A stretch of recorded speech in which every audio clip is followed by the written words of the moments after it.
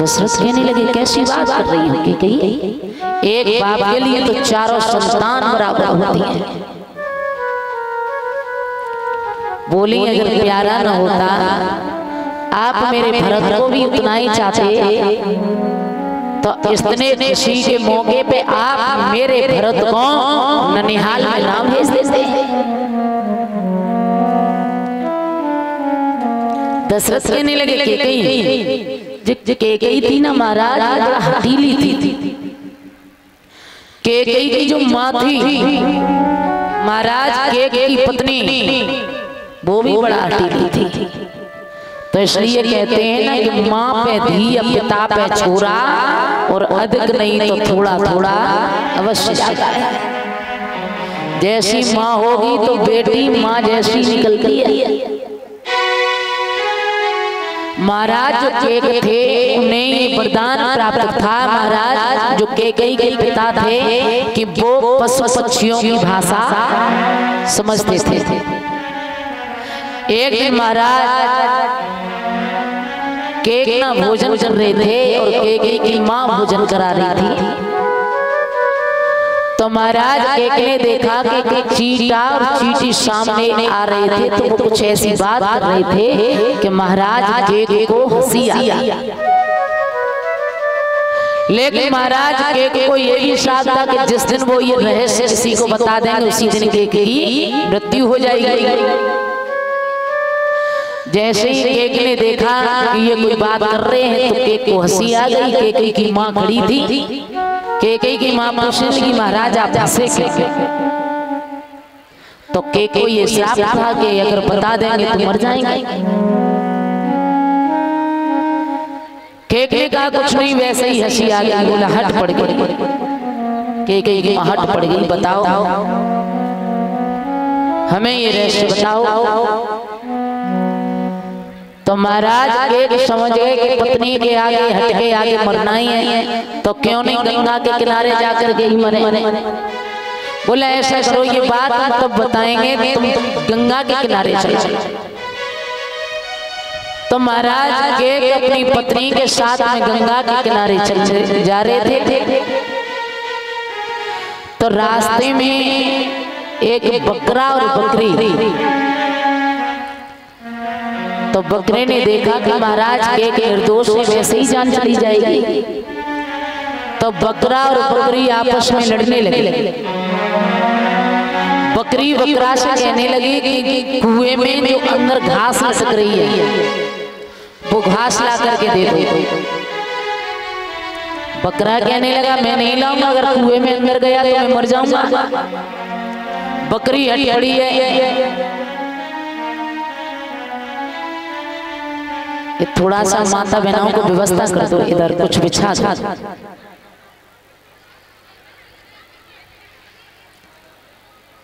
जैसे जैसे जगह मिलती जाए वहीं वहीं बैठते जाओ।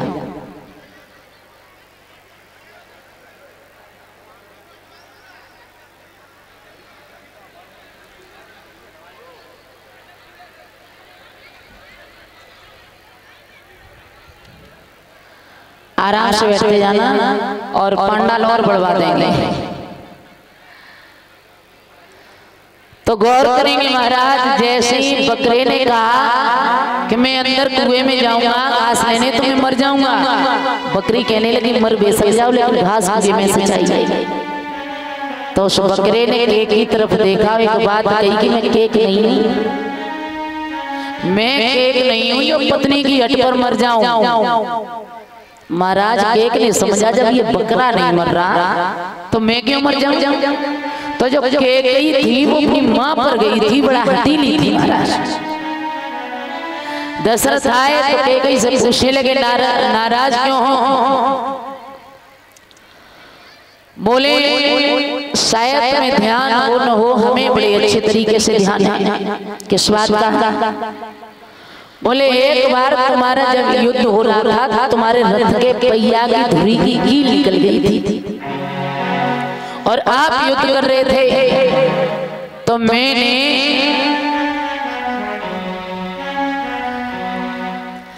उस कील की जगह अपनी अंगुली को फंसा दिया था। तब आप युद्ध जीते थे। तब तुमने कहा था कि हमसे वरदान मांग लो।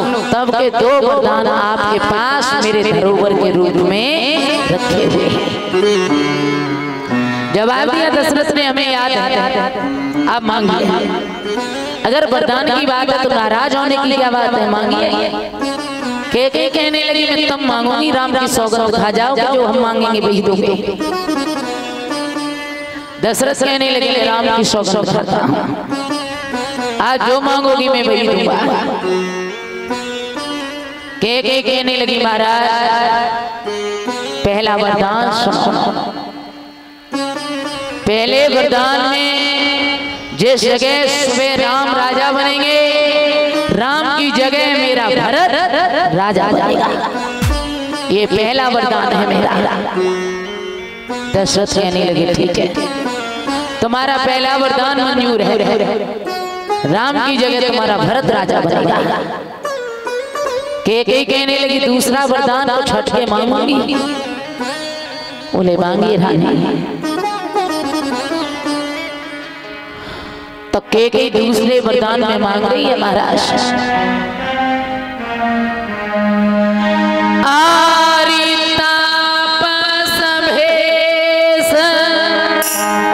विशेष उदासी 14 बरस राम बनवासी। राम सिया राम सिया राम जय जय राम। राम सिया राम जय जय राम।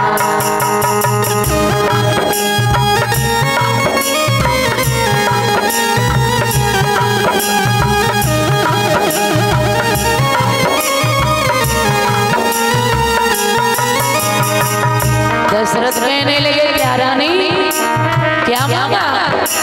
तो बोली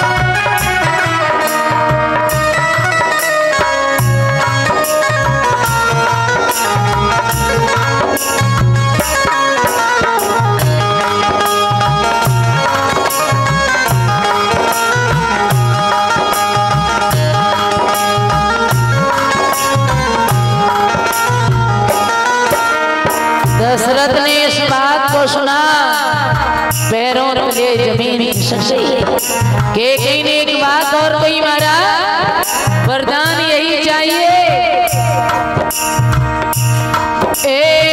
रघुकुल रीति सदा चल आई, प्राण जाए पर बचन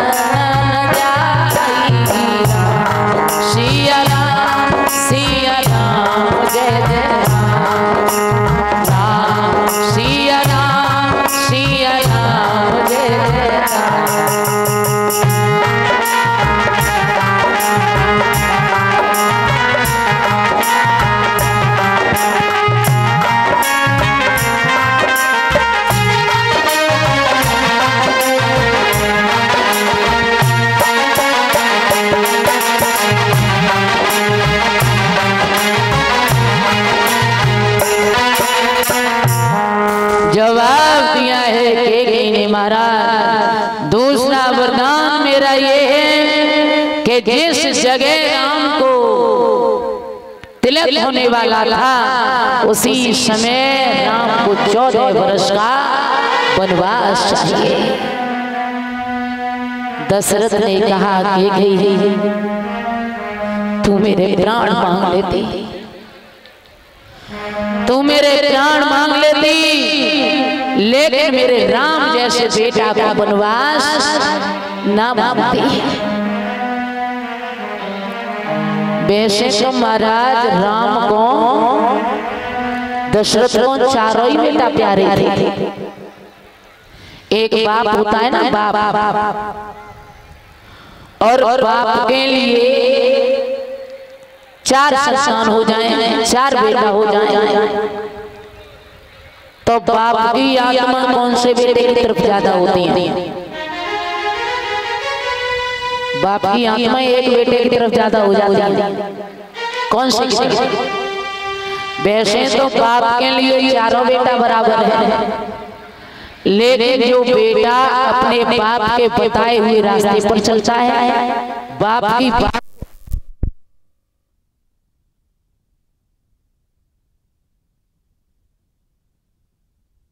ले रहे हो, ये तो हमारे तुम्हारे बुजुर्ग भी ले लेके चले गए, इनके साथ कुछ नहीं गया, और हमारे तुम्हारे भी साथ कुछ जाने वाला नहीं है। जब दुनिया में लाखों का मेला लगा और हंस जब जब उड़ा तब अकेला उड़ा, न राजा रहा न रानी रही, कहने सुनने को उनकी कहानी रही, बस तुम्हें अनेक जीवन में आती जाती रही, न बुढ़ापा रहा ना जवानी रही। लखपति के संगना अधेला चला, और जे हंस जब जब उड़ा तब अकेला। और कल से मैं जो कमेटी वाले भैया हैं उनसे निवेदन करूंगी कि नीचे जो त्रिपाल होती है ना, उसे एक बार बिछा दिया करें और शाम को इकट्ठी करके रख दिया करें, और ये इधर बढ़ाते जाएं पंडाल, इधर बढ़ाते जाएं, क्योंकि जगह बहुत कम पड़ रही है। इसलिए महाराज बुढ़ापा आना सब पर है, सब पर आना, ये बड़ा कड़वा सत्य है। बचपन आएगा छोड़ करके चला जाएगा, जवानी आएगी छोड़ करके चली जाएगी, लेकिन जब ये बुढ़ापा आएगा, बुढ़ापा ये लेकर के ही जाएगा, ये छोड़ने वाला नहीं है। ये दो ही जीवन में सच्चे मित्र होते हैं, जो समय पर ढूंढ लेते हैं। चाहे तुम मोहल्ला छोड़ दो, या गांव छोड़ करके दूसरे गांव में चले जाओ, या ये जिला छोड़ करके दूसरे जिला में चले जाओ, या देश छोड़ करके विदेश में चले जाओ, दो को आना बहुत जरूरी है, और समय पर आएंगे। पहला बुढ़ापा और दूसरी मौत, ये जरूर आना है।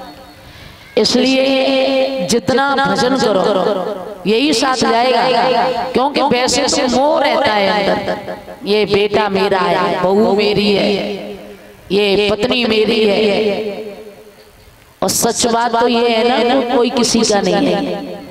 जब नाती छोटा होता है ना, छोटा नाती, और जब बाबा है ना, इन्हें नाती कुछ ज्यादा प्यारे होते हैं, है ना, तो बाबा की अंगुली पकड़ करके नाती चलता है, चौपार पे जाएगा, घूमने जाएगा, तो बाबा की अंगुली पकड़ करके साथ साथ बाबा जहां जहां जाएंगे नाती वहां वहां ले जाएंगे।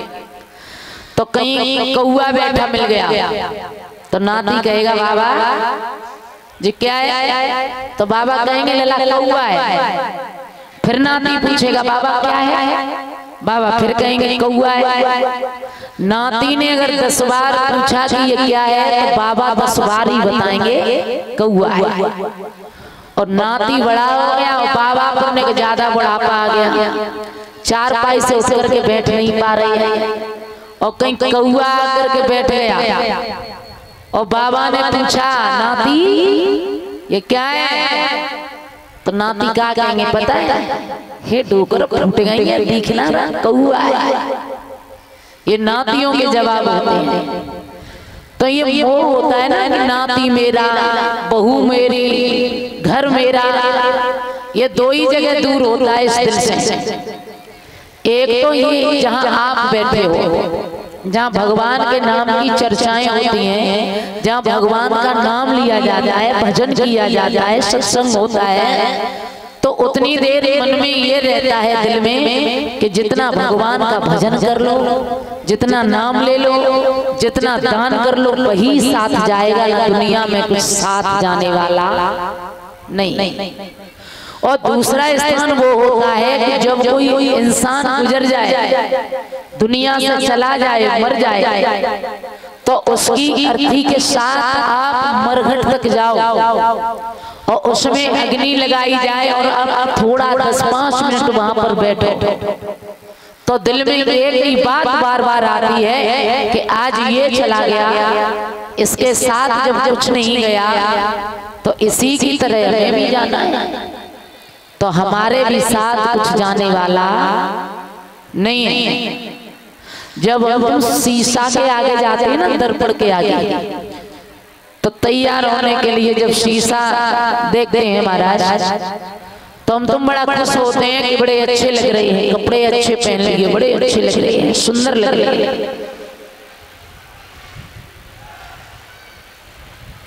लेकिन उसमें एक चीज और देखा करो, वो शीशा इसलिए और भी है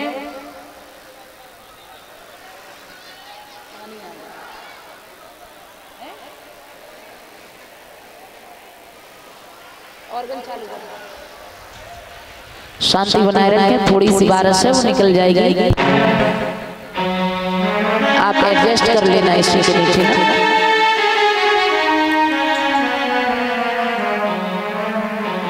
तो महाराज थोड़ा थोड़ा समय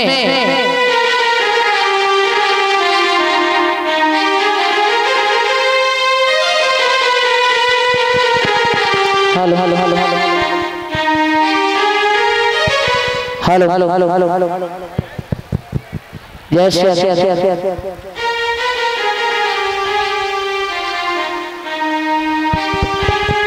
यस यस यस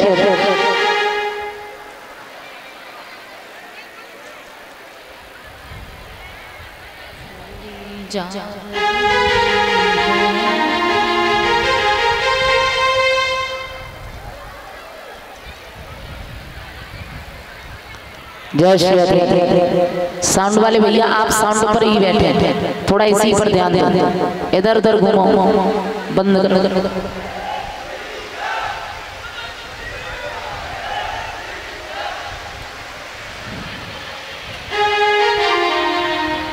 शांति बनाए रखें, जहाँ पानी ना आए उतने में एडजस्ट कर लें, थोड़ी देर की बात है ना, ठीक है ना।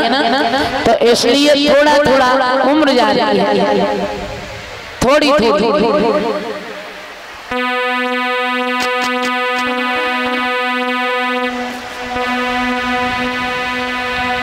चली जा रही है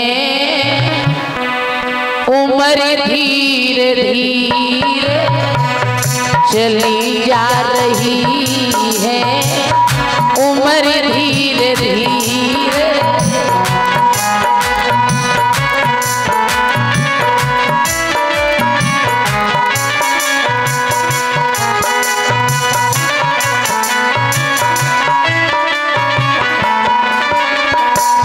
चली जा रही है उम्र धीरे धीरे, चली जा रही है उम्र धीरे धीरे,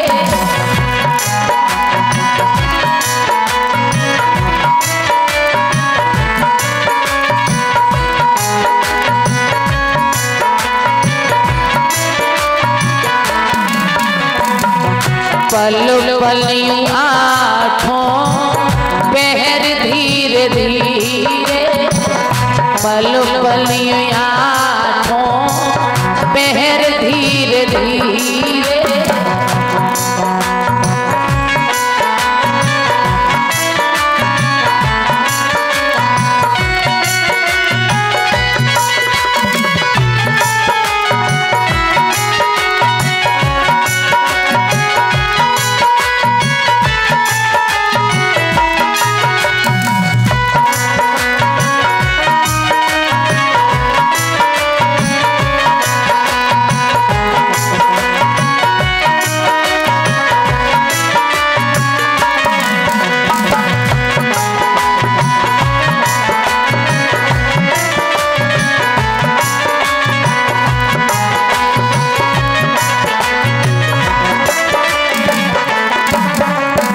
इसलिए थोड़ा थोड़ा भजन भाव ये होना चाहिए। कितनी भी बरसात पड़ रही है लेकिन दिल ना कथा से नहीं हट रहा है, भाव ये होता है। बड़े प्रेम से बोलेंगे।